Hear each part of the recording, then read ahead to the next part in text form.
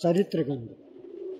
अक्षर मात्र छरे पुग्ने ठाउँमा घाँटीलाई दखल पुर्याउने गर्छन् र भेतुकको आवाज निकाल्छन् अनि स्वर सुकेपछि बोझोको शिला खोज्छन् र भोकासिल नपाएको गुनासो भोकेर सुनसानको निकै लामो ओथारो समेत बस्ने गर्छन्। दिन प्रतिदिन सुक्ने अभियान बोकिरहेको पोखरीलाई अँगालो मार्छन् र सागरलाई सडकमा अवतरण गराउने कुरा पनि गर्छन्। चिप्लो माटोले बनेको गुड बाहिर पुरानो झन्डा फरफराएर बस्छन् र आफ्नो गुडमा चिप्ले किराको भिडलाई निर्वाध हुल्ने गर्छन्।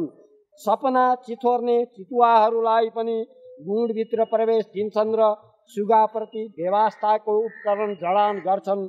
मञ्जन पाएको बेलामा आफ्ना काला दाँतहरूलाई मञ्जनले घोट्छन् र मञ्जन नपाउँदा दतियुनको खोजी समेत गर्छन् र दतियुन प्राप्त नहुँदा काला दाँतहरूलाई गोलहरूले पनि मल्छन् र आफ्नो दाँत दुख्ने बित्तिकै किला गलमा किला नठोकेर कैयौँको मनमा भकाभक किला ठोक्ने अभियान समेत सञ्चालन गर्छन्। आँधी चाहिएको बेलामा बतासको मसिनो झोक्का प्रदर्शन गर्ने गर्छन्। बतास फुक्नु पर्ने ठाउँमा बतासा झपाएर बतासलाई नै निषेध गर्छन्। नगरा बजाउनु पर्ने समयमा तबला बजाएर काम चलाउने गर्छन्। बक्खु नभई नहुने याममा तानमा गन्जी तयार गर्ने गर्छन् र गन्जी वितरण गरेको कुरामा गौरवको दोसल्ला ओढ्छन्। सुसेली मात्र बजाएर पुग्ने क्षणमा छिट्ठी बजाउने गर्छन्।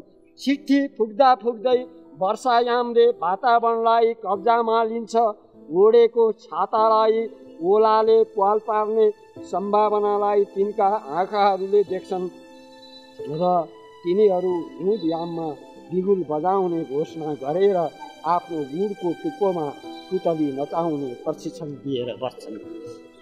टपरी थापे पनि टपरीमा सामग्री खस्ने बेलामा तिनीहरू दुना थापेर बस्छन् र दौराको तुना लगाए पनि सुरुवालको इँजार नै छिनालेर बेला बेलामा थरी थरीका टेबुलमा बस्छन्। विष्णुमतीमा नुहाउँदा सफा हुन सक्ने अवस्था कायम रहँदा रहँदै पनि भागीरथीमा नुहाउन तिनीहरू अत्यन्तै आतुर हुन्छन्। तिनीहरू नाइल नदीको लम्बाइ आफ्नो मुखमा हुल्ने गर्छन् र 12 मास डरलको निम्ति रियालको वर्षा गरिरहन्छन्।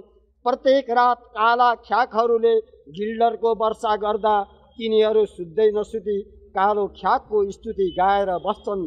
कुनै रात कालो ख्याकले गिल्डरको वर्षा नगर्दा तिनीहरू कालो ख्याकलाई सरापे जस्तो पनि गर्छन् र भ्रमको खगामलाई बारम्बार हल्लाउने गर्छन्। सिनको भाँचेर काम फत्ते हुने स्थानमा हुने स्थानमा तिनीहरू आफ्नो हात र घोडालाई एकै ठाउँमा गुजुल्टाएर बस्छन्। खल्याङखुट्टी खेल्नु पर्ने आँगनमा जङ्गबहादुरको घुँडामा आफूलाई राखेर कहिले कसैले नखेलेको नौलो बेकममाको गुगुती खेलेर बस्छन्। तिनीहरू पगरीका निम्ति कहिले दक्षिणतिरका डरलाग्दा टाउकाका निम्ति हातमा फुल लिएर बस्छन्। कहिले उत्तरतिरको घोडाहरूमा आफ्नो टाउका राखेर आफैबाट खस्छन्।